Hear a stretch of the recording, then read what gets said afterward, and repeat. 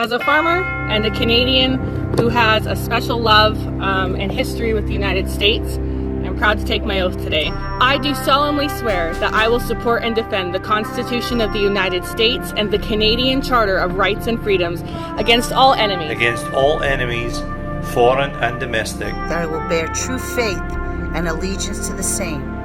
That I take this obligation freely. That I take this obligation freely. That I take this obligation freely. I take this obligation up freely.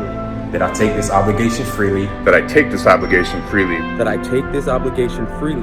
That I take this obligation freely. I take this obligation freely. Without any mental reservations or purpose of evasion. And that I will well and faithfully discharge the duties of the office on which I am about to enter. So help me God. So help me God. So help me God. So help me God. So help me God. So help me God. So help me God. So help me God. So help me God. So help me God. With that said, digital soldiers, where we go one, we go all. Where we go one, we go all. Where we go one, we go all, baby. Let's do this together.